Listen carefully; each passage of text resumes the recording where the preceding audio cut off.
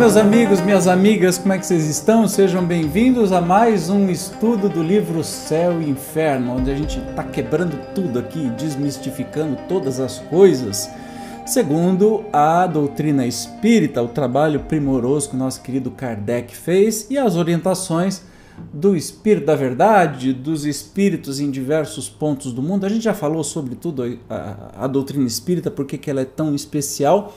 Não cabe aqui falar de novo. Mas antes, você já é inscrito aqui no canal? Tem muita gente que assiste os vídeos e não se inscreve. Não custa nada. Clique aí em inscrever e ative todas as notificações. Se puder ajudar um pouquinho mais, clique em Seja Membro. E mande para aquele seu amigo que acredita ainda no céu, no inferno, no capeta, nas penas. Hoje nós vamos entender ainda os argumentos que existem sobre as penas eternas. Gente que acredita nisso defende por que defende. Isso que Kardec nos traz hoje e vai ser bem interessante descobrir. Então vamos sem demora aqui para este assunto que é muito gostoso. Voltemos ao dogma das penas eternas. Eis o principal argumento invocado em seu favor. É doutrina sancionada entre os homens que a gravidade da ofensa é proporcionada à qualidade do ofendido. O crime de lesa majestade, por exemplo, o atentado à pessoa de um soberano, sendo considerado mais grave do que o for em relação a qualquer súdito, é, por isso mesmo, mais severamente punido. E sendo Deus muito mais que um soberano, pois é infinito, deve ser infinita a ofensa a ele, como infinito respectivo castigo, isto é, eterno. Refutação. Toda refutação é um raciocínio que deve ter seu ponto de partida, uma base sobre a qual se apoie, premissas, enfim. Tomemos essas premissas aos próprios atributos de Deus, único, eterno, imutável, imaterial, onipotente, soberanamente justo e bom, infinito em todas as perfeições. Então vamos lá, Kardec sempre trabalha com método científico e ele vem trazer uma refutação sobre estas falas, né, essas defesas. Olha, se você matar um rei, um príncipe, uma autoridade, você tem que ser punido muito mais do que você matar uma pessoa comum. Bom, a gente sabe que na justiça não é assim, todos são em democracia, todos são iguais perante a lei, mas aqui está falando ainda da época de Kardec, que as leis não eram tão aprimoradas quanto hoje em dia. Então, se matar um rei tem que ter pena maior do que se matar uma pessoa comum, imagina Deus, então tem que ser uma pena muito pior. Mas aí Kardec vem falar sobre os atributos de Deus, né? O único, eterno, imutável, material, onipotente, soberanamente justo e bom, infinito em todas as perfeições. Isso a gente estuda no livro dos Espíritos, tá? Então a gente vai entender o que seriam essas penas diante dessas qualidades, né, atributos de Deus. É impossível conceber Deus de outra maneira, visto como, sem a infinita perfeição, poder-se-ia conceber outro ser que lhe fosse superior. Para que seja único acima de todos os seres, faz-se mister que ninguém possa excedê-lo ou sequer igualá-lo em qualquer coisa. Logo, é necessário que seja de todo infinito. E porque são infinitos, os atributos divinos não sofrem aumento nem diminuição, sem o que não seriam infinitos e Deus perfeito tampouco. Se tirasse a menor parcela de um só dos seus atributos, não haveria mais Deus, por isso que poderia coexistir um ser mais perfeito. Então nós estamos falando dos atributos aí de Deus, tá? O infinito de uma qualidade exclui a possibilidade da existência de outra qualidade contrária que pudesse diminuí-la ou anulá-la.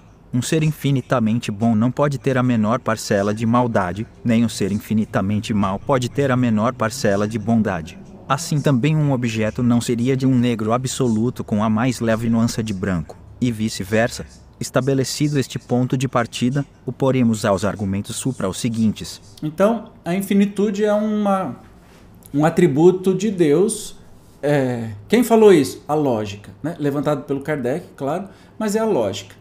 Um ser infinitamente justo e bom não pode ter a menor levezinha tendência à maldade, assim como algo infinitamente negro não pode ter nada de branco misturado, por menor que seja as coisas. Então, partindo dessa premissa, vamos entender aí a que ponto que Kardec quer chegar, nos levar a entender. Só um ser infinito pode fazer algo de infinito. O homem, finito nas virtudes, nos conhecimentos, no poderio, nas aptidões e na existência terrestre, não pode produzir senão coisas limitadas. Se o homem pudesse ser infinito no mal que faz, sê-lo-ia igualmente no bem, igualando-se, então, a Deus. Se o homem, porém, fosse infinito no bem, não praticaria o mal, pois o bem absoluto é a exclusão de todo o mal. Admitindo-se que uma ofensa temporária à divindade pudesse ser infinita, Deus, vingando-se por um castigo infinito, seria logo infinitamente vingativo. E sendo Deus infinitamente vingativo, não pode ser infinitamente bom e misericordioso, visto como um destes atributos exclui outro. Se não for infinitamente bom, não é perfeito, e não sendo perfeito, deixa de ser Deus. Se Deus é inexorável para o culpado que se arrepende, não é misericordioso, e se não é misericordioso, deixa de ser infinitamente bom. E por que daria Deus aos homens uma lei de perdão, se ele próprio não perdoasse? Resultaria daí que o homem que perdoa aos seus inimigos e lhes retribui o mal com o bem, seria melhor que Deus, surdo ao arrependimento dos que ofendem, negando-lhes por todo sempre o mais ligeiro carinho. Achando-se em toda parte tudo vendo, Deus deve ver também as torturas dos condenados, e se ele se conserva insensível aos gemidos por toda a eternidade, será eternamente impiedoso. Ora, sem piedade, não há bondade infinita. Viu? Isso são apenas considerações segundo a nossa própria lógica. E sendo imperfeitos e com conhecimento tão pequeno, Kardec divinamente nos conduz aí a esse negócio. Sabe por que Deus não tem ofensa a Deus? Nada que a gente fizer pode ofender a Deus? Porque Deus não se ofende. Deus não se ofende. Tem uma imagem muito pálida que eu trago, é que, por exemplo, você é uma pessoa adulta e você está com uma criança de 1 ano. E essa criança faz alguma birra, taca uma laranja no seu pé. Você vai se ofender com essa criança?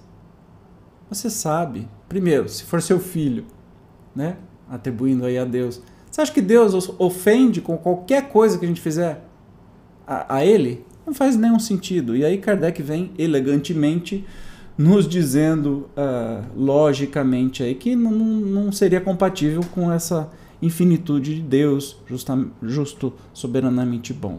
A isto se responde que o pecador arrependido, antes da morte, tem a misericórdia de Deus, e que mesmo o maior culpado pode receber essa graça. Quanto a isto não há dúvida, e compreende-se que Deus só perdoe ao arrependido, mantendo-se inflexível para com os obstinados, mas se ele é todo misericordioso para a alma arrependida antes da morte, por que deixará de o ser para quem se arrepende depois dela? Porque a eficácia do arrependimento só durante a vida, um breve instante, não na eternidade que não tem fim, circunscritas a um dado tempo, a bondade e misericórdia divinas teriam limites e Deus não seria infinitamente bom. É maravilhoso essas considerações que ele faz, né? Deus é soberanamente justo. A soberana justiça não é inexorável absolutamente, nem leva a complacência ao ponto de deixar impunes todas as faltas. Ao contrário, pondera rigorosamente o bem e o mal, recompensando um e punindo outro equitativa e proporcionalmente, sem se enganar jamais na aplicação. Se por uma falta passageira, resultante sempre da natureza imperfeita do homem e muitas vezes do meio em que vive, a alma pode ser castigada eternamente, sem esperança de clemência ou de perdão. Não há proporção entre a falta e o castigo, não há justiça. Reconciliando-se com Deus, arrependendo-se e pedindo para reparar o mal praticado, o culpado deve subsistir para o bem, para os bons sentimentos. Se, porém, o castigo é irrevogável, esta subsistência para o bem não frutifica, e um bem não considerado significa injustiça. Entre os homens, o condenado que se corrige tem por comutada e às vezes mesmo perdoada a sua pena, e, assim, haveria mais equidade na justiça humana que na divina. Não faz sentido, né, gente? Se a pena é irrevogável, inútil será o arrependimento, e o culpado, nada tendo a esperar de sua correção, persiste no mal, de modo que Deus não só o condena a sofrer perpetuamente, mas ainda a permanecer no mal por toda a eternidade.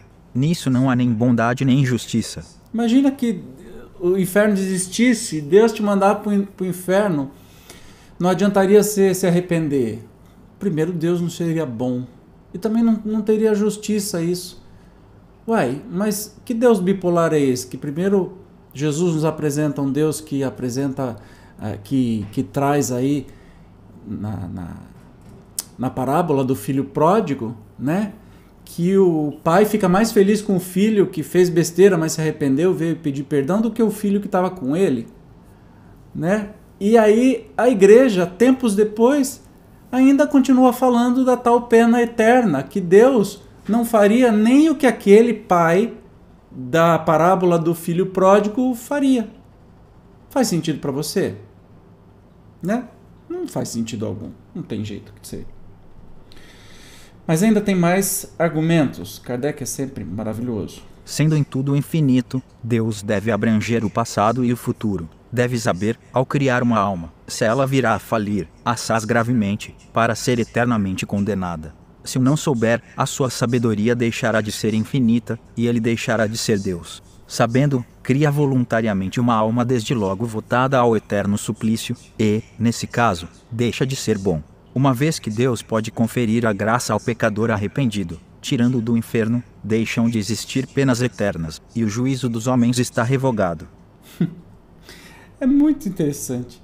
Se Deus é, sendo tudo infinito, ele sabe o passado e o futuro. Aí ele cria uma alma que sabe que vai falir e ele vai tacar essa alma para o inferno, mesmo sabendo que vai falir. Então, gente, não faz sentido.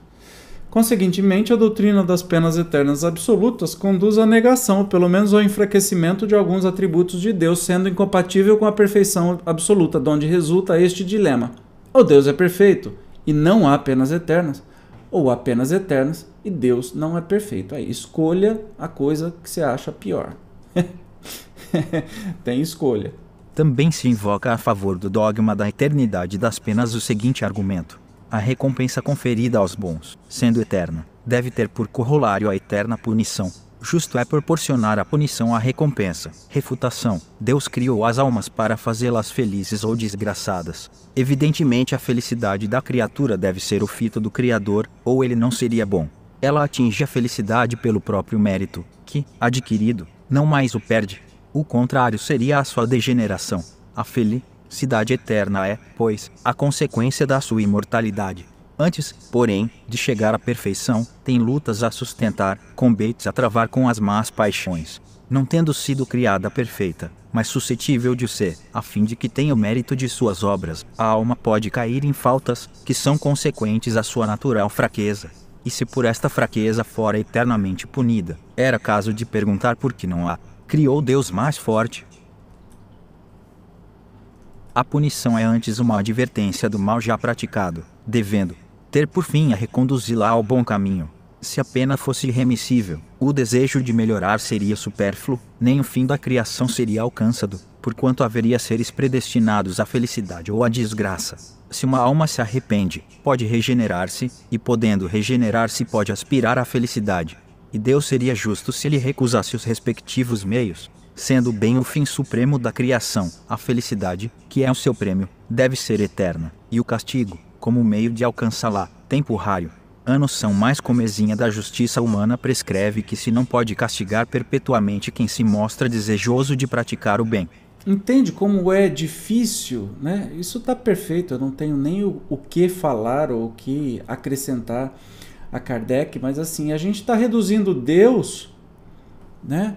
Se existe esse negócio de céu, inferno, purgatório, a gente está reduzindo Deus a um ser pior do que um juiz terreno.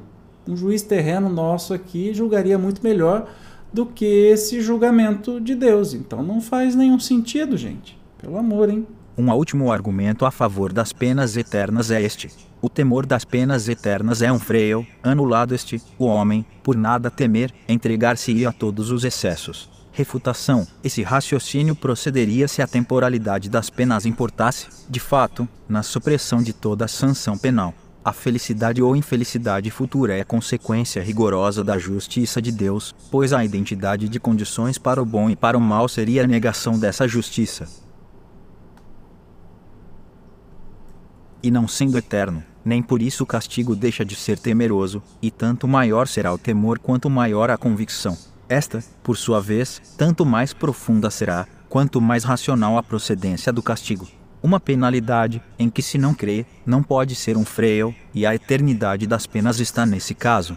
A crença nessa penalidade, já o afirmamos, teve a sua utilidade, a sua razão de ser em dada época. Hoje, não somente deixa de impressionar os ânimos, mas até produz descrentes. Antes de a preconizar como necessidade, fora mister demonstrar a sua realidade, seria preciso, além disso, inferir a sua eficácia relativamente aos que a preconizam e se esforçam por demonstrá-la. E, desgraçadamente, entre esses, muitos provam pelos atos que nada temem das penas eternas. Assim, impotente para reprimir os próprios profitentes, que império poderá exercer sobre os descrentes e refratários? Então, é mais uma coisa refutada, que as penas eternas freiam os ímpetos das pessoas. Não freiam. O que freia é a pena terrena, né? Você matou alguém, você vai preso. Isso freia. E hoje nós temos leis para isso. Como a gente já disse em outras, né? Em outros episódios aqui, essa imagem do inferno, do céu, etc. e tal, era muito bom na época de Moisés, por exemplo, que era difícil, o povo hebreu era indócil, né? E Moisés tinha que atribuir a uma divindade que era muito mais vingativo e mais poderoso do que o mais vingativo e poderoso dentre eles. Então, lá fazia sentido, hoje não faz mais sentido. Né? E é assustador ao ver que as igrejas hoje ainda ficam falando disso e colocando medo nas pessoas. Há um medo absurdo, há quase um culto ao demônio, e por tudo isso que a gente estudou até agora desse livro, né, os absurdos são cada vez mais absurdos, e todos os atributos divinos. Então, se você acredita que exista céu, inferno, purgatório, que Deus é vingativo, você não acredita que Deus é Deus, entendeu? Deus, então, não pode ser. Agora, se você acreditar que Deus é infinitamente justo e bom, e todos aqueles atributos que a gente estudou, inclusive no livro dos Espíritos, que a nossa lógica nos traz, então não pode ter penas eternas, né? Porque Deus nos criou simples, puros, e a gente vai dando cabeçada, errando, aprendendo, consertando o erro, tendo que pagar as nossas consequências, aprendendo, caminhando, evoluindo, né? Esse Deus eu acredito, essa justiça divina. Não um Deus que me cria fraco, sabendo que eu vou errar, eu erro, ele me taca no inferno para sofrer eternamente. Esse Deus para você soa bem? Soa Deus? Ou Deus com letra minúscula? Na verdade, tudo isso, gente, é criação terrena, criação de pessoas, de mentes até pervertidas, que querem controlar pelo medo. Puro e simplesmente. Pelo medo. Pelo medo você controla, você extorque, você faz com que as pessoas te deem dinheiro, porque senão, se não der, você vai para o inferno. Façam o que você manda, senão você vai para o inferno. Entendeu? É assim que é. E, infelizmente, com tudo que nós temos no mundo, ainda há muitas pessoas que acreditam nisso. Mas espero que você aí, desse outro lado, assim como eu, não acredite nessas bobagens. Acredite sim, que nós temos aí as penas e recompensas de acordo com as nossas atitudes. E isso, se não te estimula, pelo menos me estimula a ser pessoa cada vez melhor. Porque eu quero, pelo meu egoísmo, eu quero colher coisas boas. Então, obrigatoriamente, eu tenho que fazer coisas boas. E é assim que eu penso agora. No futuro, vai ser por convicção. Mas agora, talvez, eu estou passando nessa fase de eu tenho que fazer coisa boa não esperando nada em troca. E quando a gente concretiza isso, né, não esperando recompensa. Olha, eu vou dar um presente, não é esperando eu ter outro presente ou ser presenteado. Eu não vou fazer uma boa ação hoje para esperar que amanhã aconteça uma coisa boa para mim. Não, eu vou fazer porque é o correto, é o certo. E assim é o nosso caminho, nossa caminhada muito particular de cada um, seguindo aí rumo à felicidade. Essa felicidade perfeita de Deus, nesse Deus que eu acredito, não nesse Deus das penas eternas. Maravilha? No próximo encontro nós vamos falar sobre impossibilidade material das penas eternas. Então, por que não pode existir penas eternas com exemplos materiais. Eu te espero, tá bom? Obrigado pela sua companhia. Se você não for inscrito no canal, se inscreva, ative as notificações e, se puder um pouquinho mais, clique no Seja Membro. Até mais, tchau!